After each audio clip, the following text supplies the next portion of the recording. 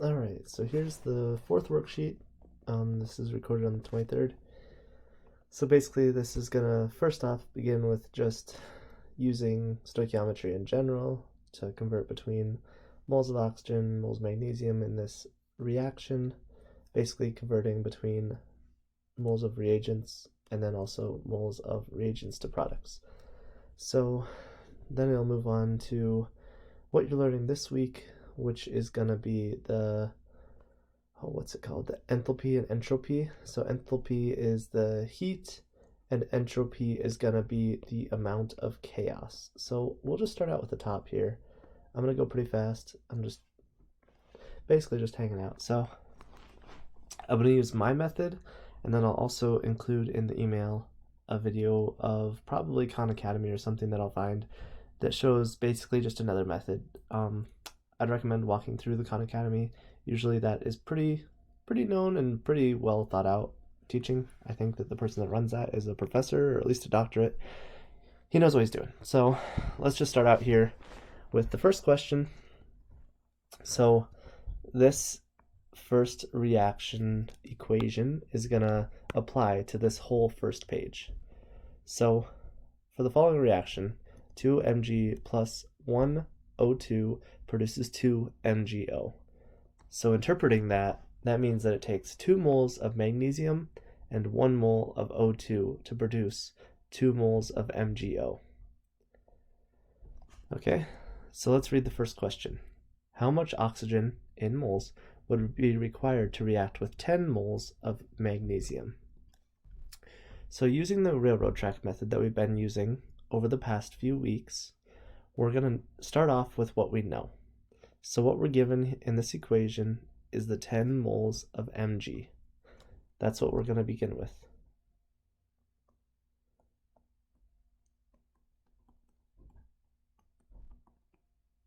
Now what we're trying to convert to is the amount of oxygen in moles.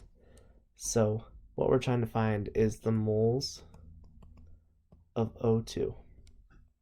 Now to convert between two of the reactants or a reactant and a product, or two of the products, we use what's called a mole ratio. And what that is we compare the coefficients in front of all the values that we're in interest of. So a ratio is basically a division bar, right? So in order to create the correct ratio here down in the question, we have to be able to interpret what the question's looking for and what's going to cancel out. So by looking at what we have here on the left, the 10 moles of Mg, in order to cancel out that moles of Mg, we have to have the moles of Mg in the bottom. So we're going to write 2 moles of Mg. I wrote 2 moles because the coefficient up here on top, up here, is a 2 in front of the magnesium. So now we're trying to get to the moles of oxygen. So for every 2 moles of magnesium, there's 1 mole of O2. 1 mole of O2. We get that 1 from the coefficient in front of the oxygen, which is not there. But if there's nothing, it's implied that it's just a 1. So now we can cancel out the moles of Mg, and we're left with only moles of oxygen, which is what we're looking for. So let's go ahead and solve it. Now, I like to take it singular fraction at a time. Okay, so I would first off observe this fraction, which is 10 moles of Mg over 1. And then looking at the second one, it's 1 mole of O2 over 2 moles of Mg. So what we're going to do then is we're going to take this 10 from the first fraction, because 10 over 1 is still 10, and then we multiply it by 1, and then we divide it by 2. So 10 times 1 is 10, divided by 2 is 5. So we get a result of 5 moles of O2. We know that's the label because that's the only thing left in the whole equation to the left, because the moles of Mg have canceled out. Okay, Let's move on to the next one. So we have 3.25 moles of oxygen gas reacting with excess Mg. That basically means there's infinite magnesium. There's way more than you'll ever need. So the limiting reagent is the oxygen gas. And then we're trying to find how many moles of MgO are produced. So this is the same concept as the last one, but just a little bit different because it's converting from reactants to products. So we have 3.25. Okay, what's going on here? 3.25 moles of O2 over 1. Okay, computer, you good? Hello?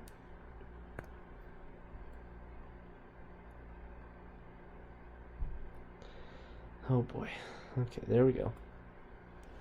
Now, we're trying to convert from moles of O2 to moles of MgO. So once again, we're going to use the mole ratio, but this is going to be a different one. So we're converting from O2 to MgO. So we're going to begin by looking at what we want to cancel out. So we want the moles of oxygen to cancel out because that's what's down here in the given, moles of O2. So we go back up to the top and we look at the coefficient from the O2 and it's just a 1. So it's 1 mole of O2, and then on top we're going to have moles of MgO because that's what we're trying to convert between, and the coefficient in front of MgO is a 2, so we'll put a 2 there. And then we cancel out the O2, and that gives us our answer already, and it's going to be 6.5 moles of MgO. There we go. So now, let's move on to the challenging question. This one has to deal with a lot more. A lot more is going on. This is where the railroad method really pays off. I know sometimes it might seem like a little much, especially for these last two, like you could have almost done them in your head, but this is where it's really going to pay off because you're converting between grams to moles to grams. So let's start off by writing that little trend. So let's zoom out a little bit. Here we go. So we're going from grams to moles to moles to grams. The reason that we know that we're going from grams to moles to grams is because when we look up at this chemical formula, what these coefficients mean is how many moles it takes and how many moles are produced. We can't compare grams because one molecule of magnesium weighs different than one molecule of O2. So we actually have to convert it into moles, which is telling us exactly how many molecules or atoms there are. So, in order to convert from grams to moles, we use something called a molar mass. This is usually given, but if not, you can find it on the periodic table. Here we are. If you look up here at helium in the top left, or hydrogen up here in the top left, I'm sorry, can't talk. Hydrogen up here in the top left. So if you look at the bottom of the box, there's a value there that says 1.008, and when you look at the key over here in the middle, that's the atomic mass, which is the same thing as the molar mass. So once we go back in here, that's what that molar mass value is, but in this equation, it's actually given to us right there and right there. So that's the molar mass of magnesium, and this is the molar mass of oxygen.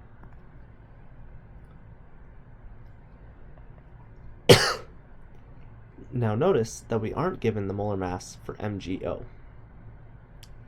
This is to force you to calculate it. The way that you calculate it is you add them together. Because all MgO is one atom of magnesium attached to one atom of oxygen. So what you do is you add it.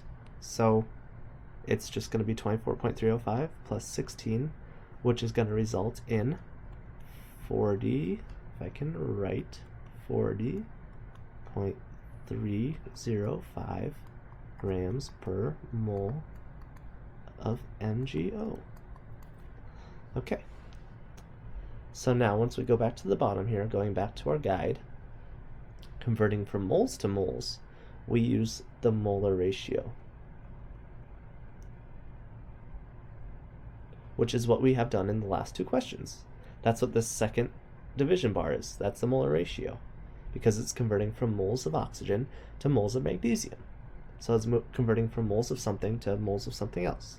And then to convert from moles back to grams, we once again use the molar mass.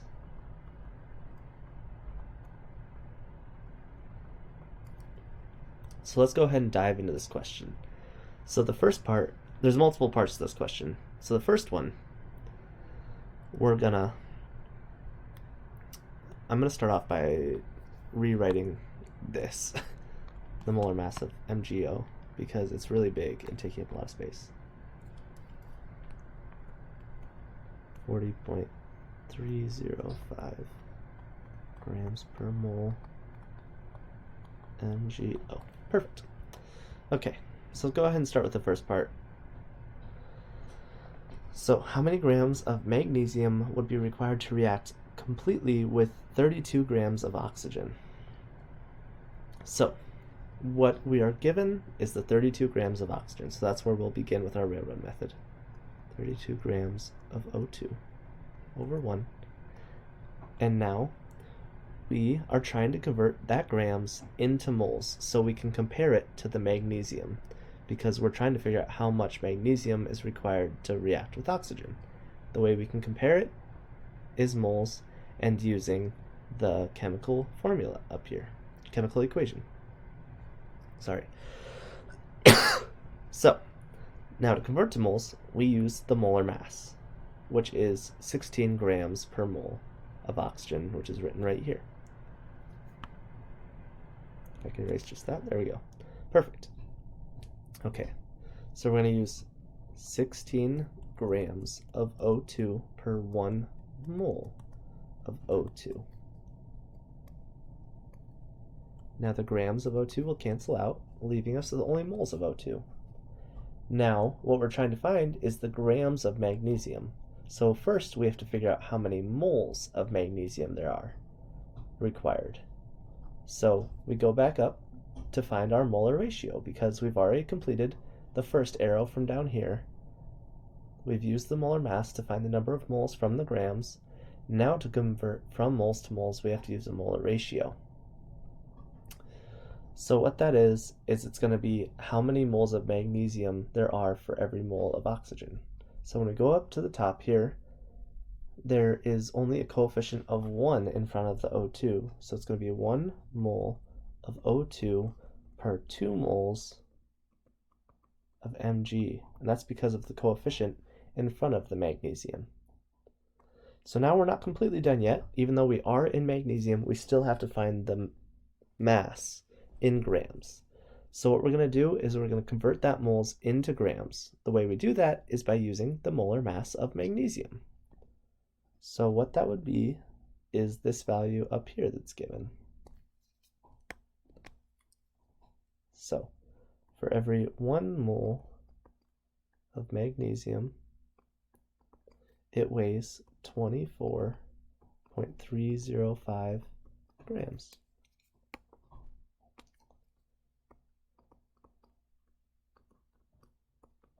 There we go. That gives us our final answer, because all these labels cancel out except for grams of magnesium. So now let's start by going fraction by fraction. Starting out here on the left, we have 32 over 1. 32 divided by 1 is 32.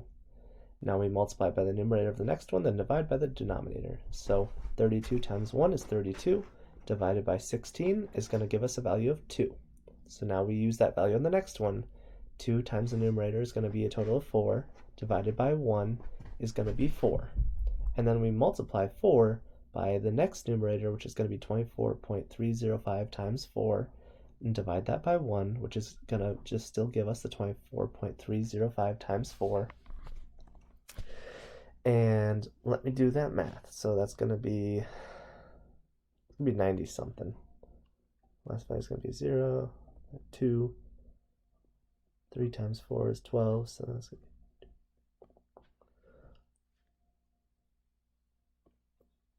here we go. 97.22 grams of magnesium.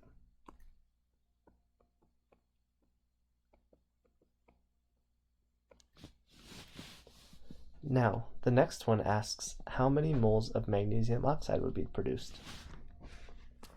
So now we still know that we can use either of these masses to determine the amount of product because they are both the same number of moles, because we were figuring out how many grams of magnesium could react completely.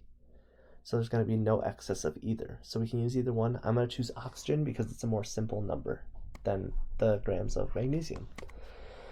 So we start off in the same way. We have 32 grams of O2 per 1. And now we're going to multiply that by the molar mass to get it into moles. So 16 grams of O2 per 1 mole of O2. And then we're going to use that and multiply it by a molar ratio. So we're trying to figure out how many moles of MgO would be produced. So we're going to use the molar ratio using the coefficients from the original equation. So let's cancel out the O2. So it's going to be 1 mole of O2.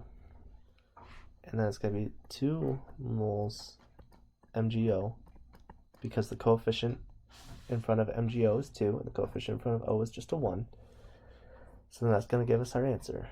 So then 32 divided by 16 is 2 times 2 is going to be 4 moles MgO.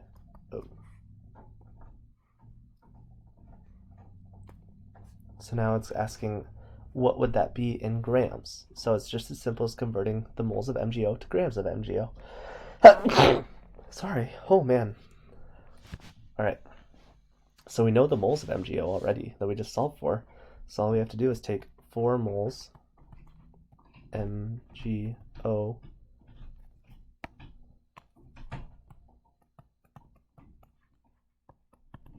and then multiply it by the molar mass of MgO, which we determined to be 40.305 grams per 1 mole MgO. And then that gives us a total of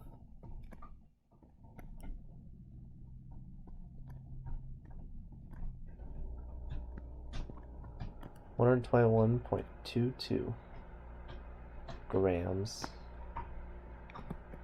MgO produced. Okay, so yeah, let's just draw some lines to separate my work. That's a weird looking line, but that's okay. So that's the first part, and then this is the second part, and then that's the third part there.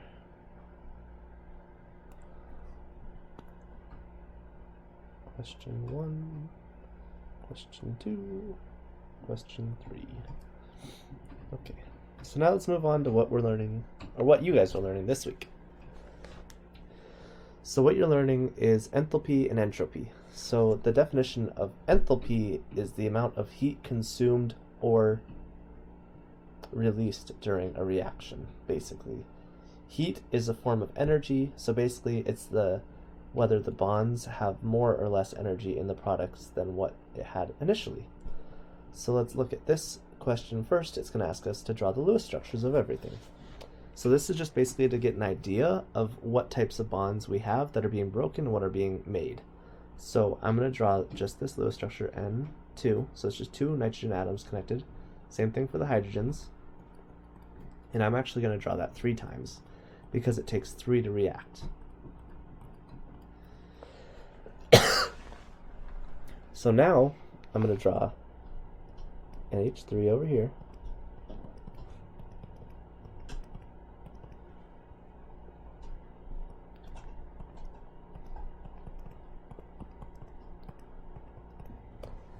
Twice, because there's 2. Alright, so now the next part of the question is Then determine the number of bonds that must be broken and formed. So on the left here, we have one nitrogen bond being broken. And we have 3 hydrogen bonds being broken. Over here on the right, we have 6 nitrogen hydrogen bonds being formed. So what we're going to do is we're going to go up to the table and we're going to look at the values in kcal per mole to determine exactly what the delta H is. So for to understand what this table means, we have to understand that bonds are basically storing energy for the atom. So when we break a bond, all that energy is released, and when we form a bond, it consumes energy to make that bond. So when we look up here at the nitrogen bonds,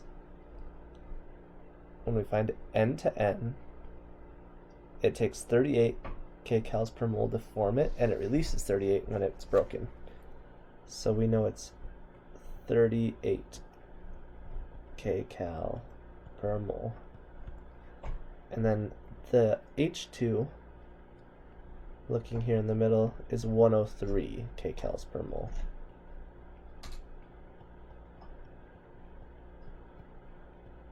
But there's 3 of them, so that's going to be multiplied by 3, because 3 of them have to be broken, so it's going to be 309 kcals. So now the NH bonds, each of them has a value of 93.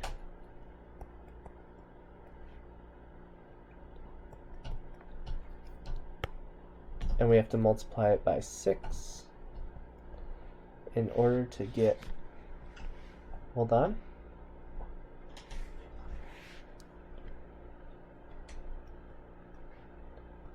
$558 on this side.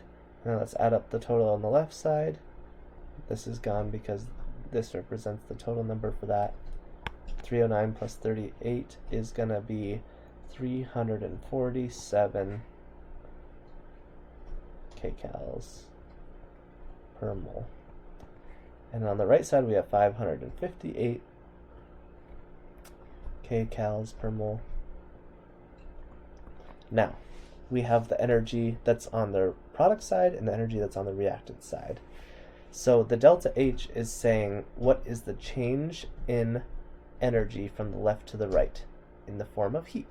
So the way that we find the change is anything that has a delta, for the most part, means final minus initial.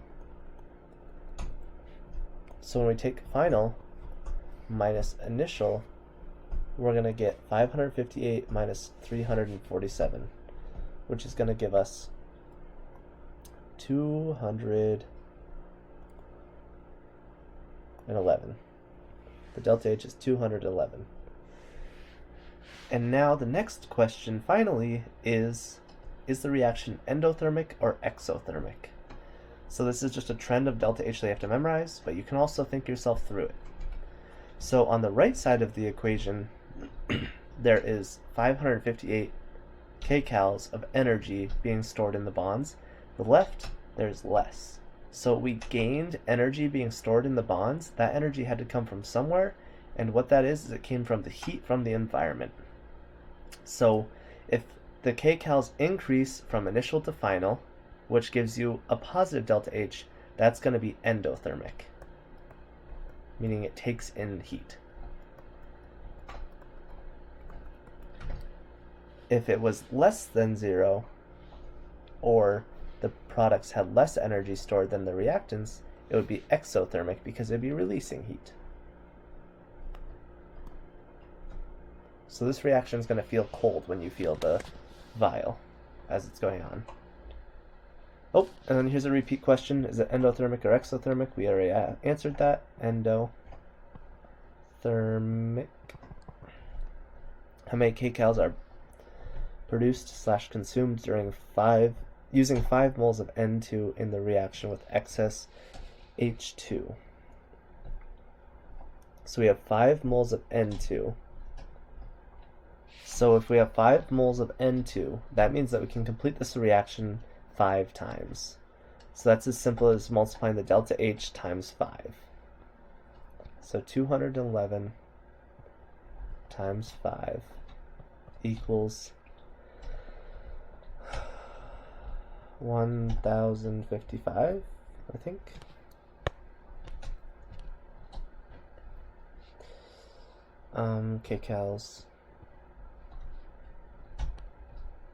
kcals. It's just kcals, because we've already canceled out the moles then. Okay, so how many kcals are produced/consumed using 2 moles of H2? So if we have 2 moles of H2, we can run through and produce 2/3 of a batch of products. So what we do is we take the number of moles being used and divide it by the coefficient in the reaction, and then we multiply it by the kcals being produced, which is the delta H. So that's going to give us a value of 130 something, I believe. Let me grab my calculator.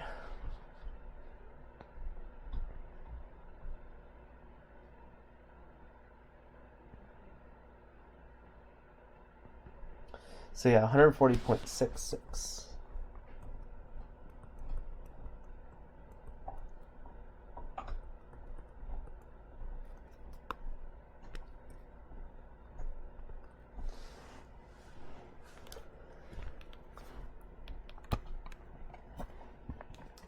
So if 50 grams of NH3 are produced, how many kcals are produced/consumed? So this is also asking us to convert it from grams into moles, because kcals in delta H, their label is going to be kcals per group. Kcals per group. Okay, so in order to figure out how many moles are in 50 grams, we use the molar mass. So 50 grams of NH3 over 1. Now we have to cancel out the grams, so we're going to put 17.031 on the bottom here. 1 mole NH3 on top. So then we go ahead and multiply it. That tells us the number of moles. Let me do the calculator again.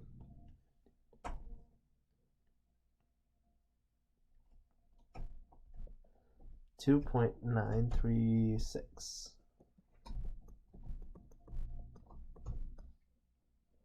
moles NH3.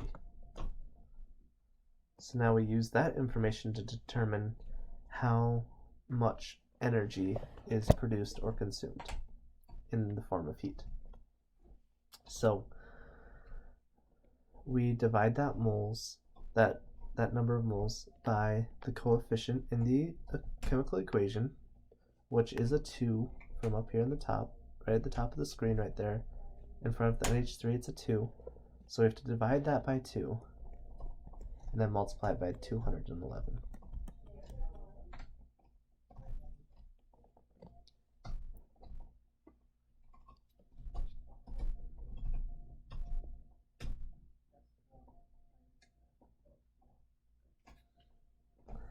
So that's going to be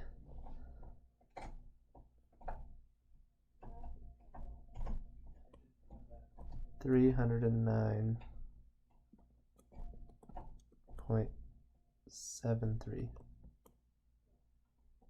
kcals. So now let's go ahead and do the challenging question here. If you were to react 12 moles of H2 and 2.5 moles of N2, determine the limiting reagent and determine the enthalpy of the reaction. That's what that RxN stands for.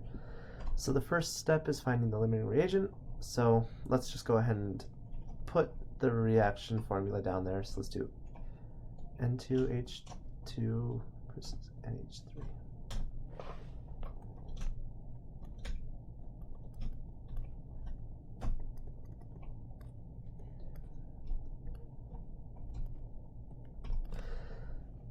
So let's find the limiting reagent. Basically, all you have to do is divide the moles that you have by the coefficient in the reaction. So 12 moles of H2 divided by 3 moles H2 per group. Because for every group of products that's formed, it takes 3 moles of H2. That's frustrating. Let me go back down. Oh my lord.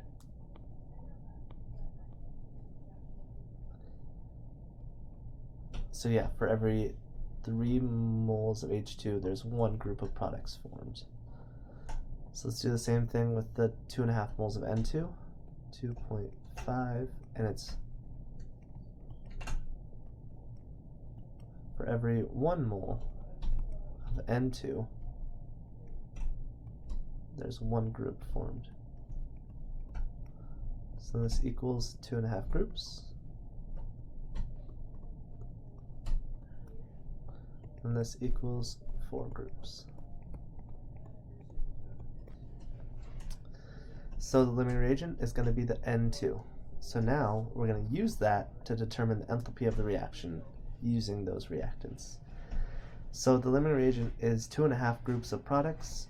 Now what this 211 represents is actually the amount of heat or energy that is transferred in 1 group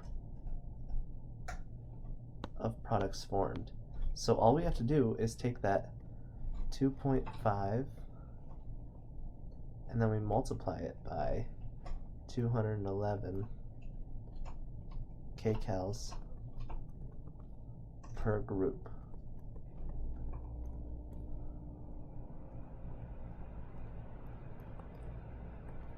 So then that gives us a total of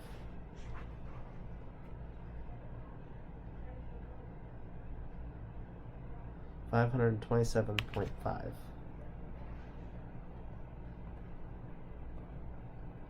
kcals is what we're left with. There we go.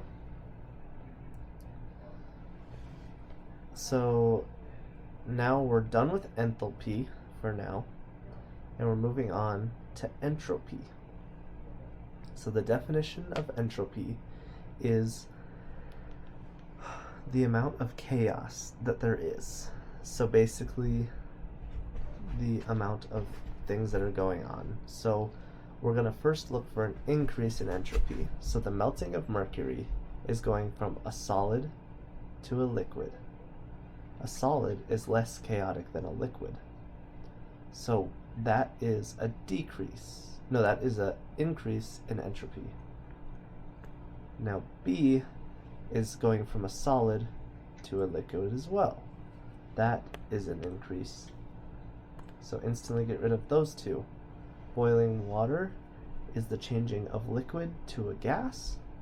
So that's going to be more chaotic, also an increase. So that's not going to be our option here.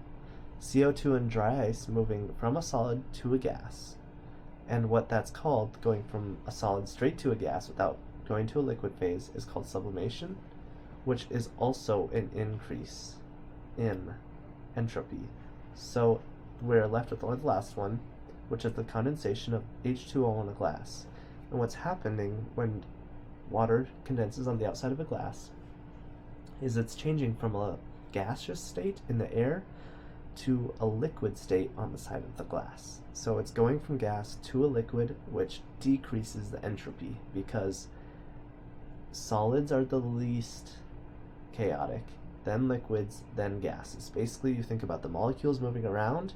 In a solid, they don't move. In a liquid, they move slowly, and in a gas, they move very fast. So they have the highest coefficient of chaos. So now, let's use some values. Same type of thing as what we had above, but just using entropy instead of enthalpy. So it says, what is the entropy change for the following reaction? So on the left here we have delta S of N2 being 191.5, and for O2 it is 205, and then for NO2 it's 2 10.7, but there's 2 N2s on that side. So then we go ahead and add up the things on the left. So if we take 205 plus 191, we get 396.5. And then on the right, we get, hold on, 421.4. Now, the change, as you remember up top, is delta S. So delta S is the final minus the initial.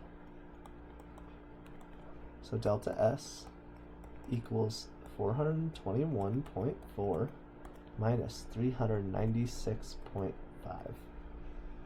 So that gives us a value of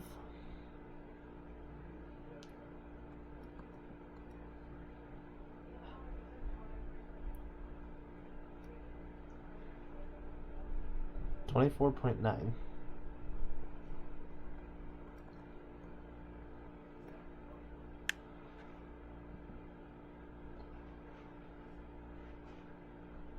joules. That's what the label on delta S is.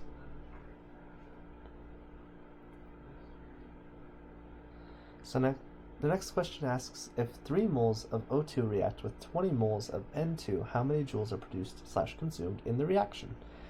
Once again, we have to find the limiting reagent, which is pretty simple here, but we're going to do it anyway. So we have to take the 3 moles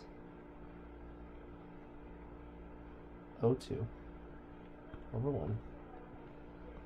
And then when we go up to the reaction, it takes 1 mole of O2 per 1 group. So that produces a total of 3 groups just from the O2. 3 groups of products. So now let's do it for the 20 moles of N2.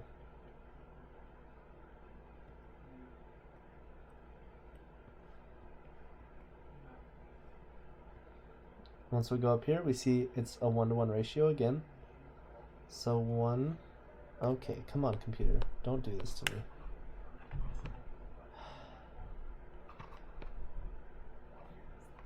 So in 1 mole of N2, we're converting to 1 group, equals 20 groups. So obviously O2 is the LR.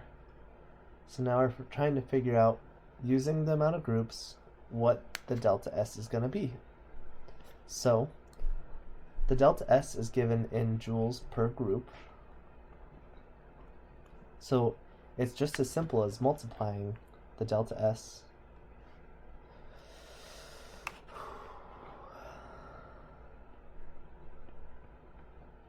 times 3.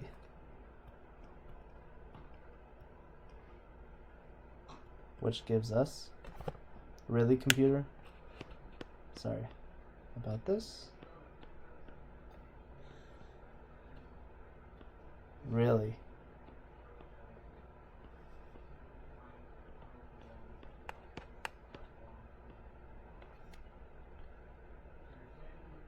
Okay. Fixed it. All right. So now delta S is 24.9 times 3 is going to be 74.7 joules, because the groups cancel out. Which reaction will have a negative entropy? So first off, the first step is only looking at the states on everything, and a negative means that it's going to a less chaotic state. So on this first one, it goes from gas to gas, so we can't determine anything just looking at that. The second one, it goes from gas to gas again, so we can't know anything from there. Third one goes from liquid to a gas, which is a positive entropy because it's more chaotic, so immediately can get rid of that one.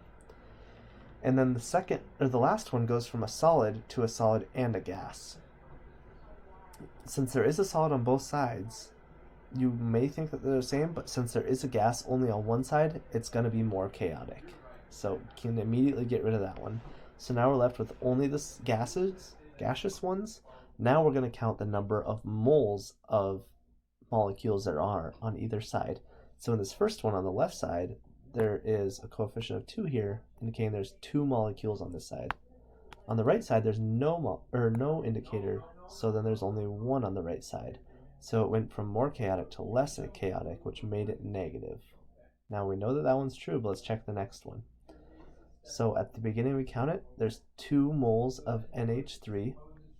On the right side, there's 3 moles of H2 and 1 mole of N2, indicating that there's 4 moles on the right side, 2 moles on the left side. It got more chaotic, which once again does not represent a negative entropy. And that is it. All right, sorry. I mean, it took a long time, but we got there. Let me know if you have any questions. Yeah, see ya.